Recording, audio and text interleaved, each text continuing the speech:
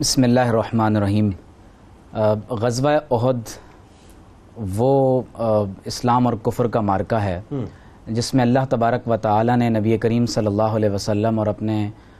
حبیب صلی اللہ علیہ وسلم کے اصحاب کی فرشتوں کے ذریعے سے ایسی مدد و نصرت فرمائی، اور صحابہ کرام نے اس میں اس قدر جانثاری کے اپنے جذبات پیش فرمائے ہیں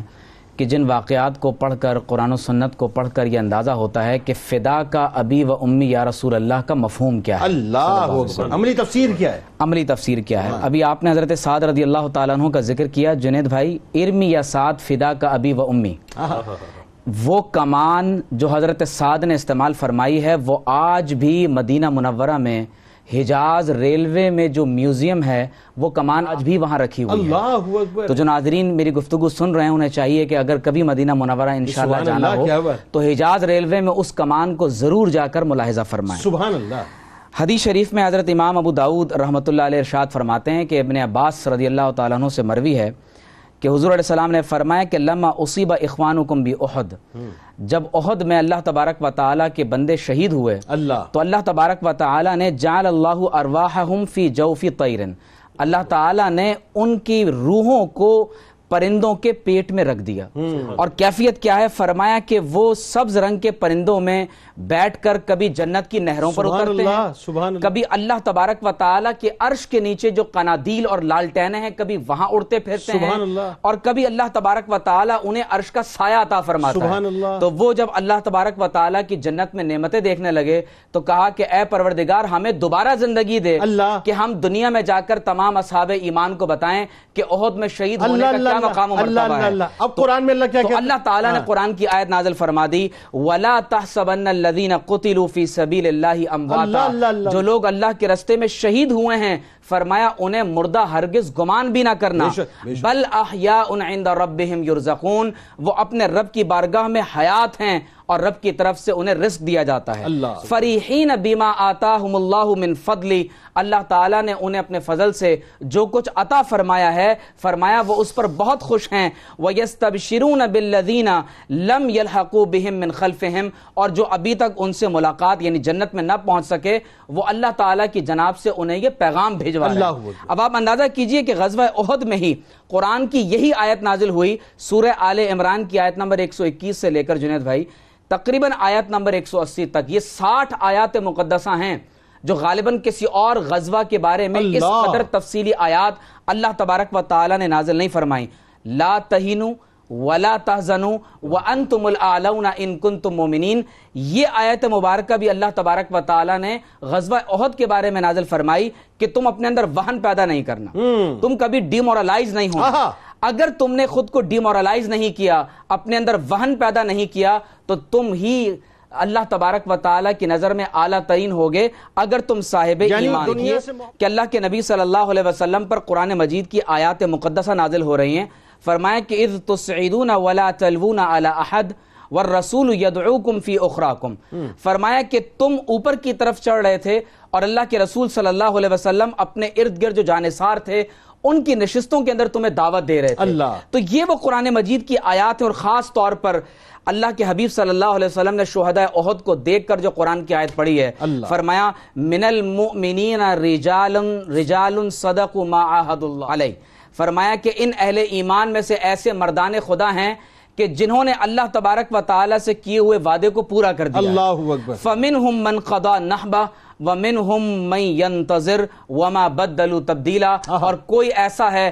جو جام شہادت نوش کر چکا ہے اور کوئی اللہ کی بارگاہ میں پہنچنے کا انتظار کر رہا ہے۔ اللہ اکبر۔ احد کے 3 راؤنڈ ہیں۔ پہلے راؤنڈ میں تو کفار کو شدید ترین نقصان پہنچا اور انہوں نے میدان چھوڑ کر بھاگنا شروع کر دیا۔ دوسرا راؤنڈ وہ ہے جس میں نبی کریم صلی اللہ علیہ وسلم اور کثیر تعداد میں صحابہ کرام زخمی ہوئے اور متعدد صحابہ کرام شہید ہوئے۔ اس کے بعد ایک تیسرا راؤنڈ بھی ہے، جب آپ صلی اللہ علیہ وسلم مدینہ منورہ کی طرف تشریف لانے لگے تو اس کے بعد فوراً بعد غزوہ حمراء الاسد ہوا ہے، اور اس سے یہ بات معلوم ہوئی کہ مسلمانوں نے کفار کو وہ مقام چھوڑنے پر مجبور کر دیا، اور قربان جائیں جنید بھائی کہ حدیث میں لکھا ہے کہ صحابہ کرام کو 70 زخم لگے ہوئے ہیں، ابھی احد سے مدینہ طیبہ پہنچے ہیں، اور جب حضور علیہ السلام نے فرمایا کہ دوبارہ حمراء الاسد کے لیے نکل کھڑے ہو تو وہ ٹوٹی ہوئی تلواروں اور نیزوں اور شکستہ جسموں کے ساتھ دوبارہ حضور پر جان کرنے کے لیے چلے گئے۔ اب آپ دیکھیے کہ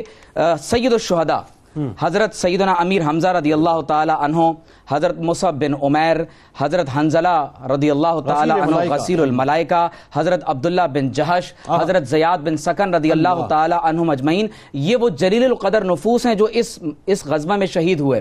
آپ دیکھیے کہ حضرت سیدہ ام عمارہ رضی اللہ تعالی عنہ، آپ نے کہا کہ عورتوں کا بھی کردار ہے، یہ وہ صحابیاں ہیں جنہوں نے بیعت عقبہ اولا ثانیہ اور ثالثہ کے موقع پر حضور علیہ السلام کی خدمت میں یثرب سے آ کر بیعت کی ہے۔ اور عالم یہ تھا کہ جب حضور علیہ السلام مدینہ منورہ میں پہنچے تو ہر غزوہ میں اپنے شوہر اور بیٹوں کے ساتھ حضور کا دفاع کرنے تلوار لے کر نکل آتی تھی۔ غزوہ احد کے موقع پر جب بڑے بڑے صحابہ کے قدم اکھڑ گئے اور صرف چند جانثار حضور علیہ السلام کے قریب تھے تو آقا علیہ السلام نے فرمایا من یبیع لنا نفسہ، آج کون ہے جو اپنی جان محمد رسول اللہ پر قربان کرے؟ تو حضور علیہ السلام فرماتے ہیں میں دائیں دیکھتا تھا تو مجھے ام عمارہ نظر آتی تھی، میں بائیں دیکھتا تھا تو ام عمارہ نظر آتی تھی۔ تو حضور علیہ السلام نے فرمایا حالت جنگ میں اے ام عمارہ مانگو کیا مانگتی ہو؟ تو آپ نے عرض کی یا رسول اللہ آپ دعا کر دیجئے کہ اللہ تعالیٰ مجھے اور میرے خاندان کو جنت میں آپ کا اسی طرح رفیق بنا دے۔ تو حضور علیہ السلام نے فرمایا اللہم اجعلہم رفقائی فی الجنہ، اے رب کریم ام عمارہ اور اس کے خاندان کو جنت میں میرا رفیق بنا دے۔ انہی جانثاروں میں حضرت زیاد بن سکن رضی اللہ تعالی عنہ ہیں۔ حضور علیہ السلام نے فرمایا من یبیع لنا نفسہ، کون ہے جو آج مجھ پر اپنی جان فدا کر دے؟ آپ تلوار لے کر دشمن کے صفوں میں گھس گئے۔ جب آپ شہید ہونے کے قریب آئے تو جنید بھائی ہر مسلمان کی تمنا یہ ہے کہ جب جان جسم سے نکل رہی ہو تو محمد الرسول اللہ کا دیدار ہو رہا ہو۔ تو آپ نے ام المومنین عائشہ صدیقہ رضی اللہ تعالی عنہا جو اس وقت پانی پلا رہی تھیں، آپ کے ذریعے سے یہ پیغام پہنچایا کہ میں حضور علیہ السلام کے قدموں میں اپنی جان دینا چاہتا ہوں۔ تو حضور علیہ السلام نے جو جملہ ارشاد فرمایا تو عاشقوں کے دل جھوم اٹھتے ہیں۔ حضور علیہ السلام نے فرمایا ادنی منی یا زیاد، اے زیاد آؤ اور میرے قدموں میں اپنی جان کو فدا کر دو۔ حدیث شریف میں آتا ہے کہ انہی میں وہ نوجوان صحابی ہے کہ جس کی آج شادی کی پہلی رات ہے، جو اپنی بیوی کے پاس شب زفاف میں موجود ہے۔ اور حضور علیہ السلام کے جب مجاہد نے اعلان کیا کہ یا خیل اللہ ارکبی، اے اللہ کے بندوں نکل آؤ کہ محمد رسول اللہ کا پیغام آ چلا ہے، تو حضرت حنظلہ اپنی بیوی سے دامن چھڑا کر حضور کے قدموں میں پہنچے۔ اور حدیث میں آتا ہے کہ جب حضرت حنظلہ رضی اللہ تعالی عنہ کو ابو سفیان نے شہید کیا اور بعد میں وہ ایمان لانے والوں میں سے تھے، تو حضور علیہ السلام کے صحابہ نے دیکھا کہ شہادت کے بعد آپ کے جسم مبارک پر باقاعدہ پانی کے قطرات ہیں۔ تو حضور علیہ السلام نے پوچھا کہ جاؤ دیکھو کہ یہ کس حال میں اٹھ کر آئے، تو عرض کی یا رسول اللہ اپنی بیوی کے پاس سے آئے تھے۔ تو حضور علیہ السلام نے فرمایا کہ اسی لیے ان کو اللہ کے فرشتوں نے غسل دیا ہے، آسمان کے فرشتوں نے غسل دیا ہے۔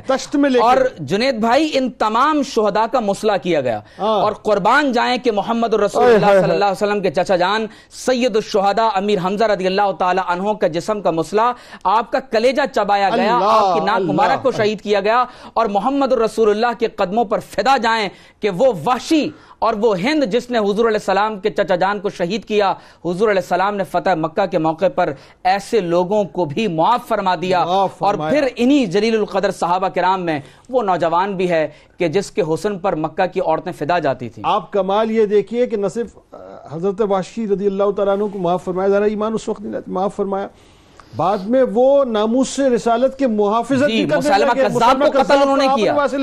انہوں نے مسلمہ کذاب کو قتل کیا، حضور علیہ السلام نے معاف فرما دیا۔ اور انہی صحابہ میں حضرت مصعب بن عمیر بھی ہیں۔ اور میں صرف ایک آخری جملہ ان کے بارے میں کہوں کہ یہ جنید بھائی وہ نوجوان ہے کہ مکہ میں سب سے زیادہ خوبصورت لباس پہنتا ہے، سب سے اچھی خوشبو لگاتا ہے۔ حضور کے ایمان کو قبول کیا تو والدین نے گھر سے نکال دیا، حبشہ اور مدینہ طیبہ کی طرف ہجرت کی، پہلے قاری ہیں، پہلے جمعہ کے امام ہیں۔ جب حضور کے نام پر اپنی جان کو فدا کر دیا تو حدیث میں آتا ہے کہ آقا علیہ السلام نے انہیں آ کر سلام پیش کیا اور فرمایا اشہدو ان ہؤلاء شہداء عند اللہ، میں گواہی دیتا ہوں کہ یہ تمام شہداء اللہ کے نزدیک مقبول ہو گئے۔ اور فرمایا یوم القیامہ فآتوہم وزروہم، ان کی بارگاہ میں حاضر ہو، ان کی زیارت کرو، والذی نفسی بیدہ لا یسلم علیہم احد الی یوم القیامہ الا رد علیہ۔ حضور کا فرمان ہے کہ قیامت تک جو شہداء احد کو سلام پیش کرے گا، شہداء احد اس کا جواب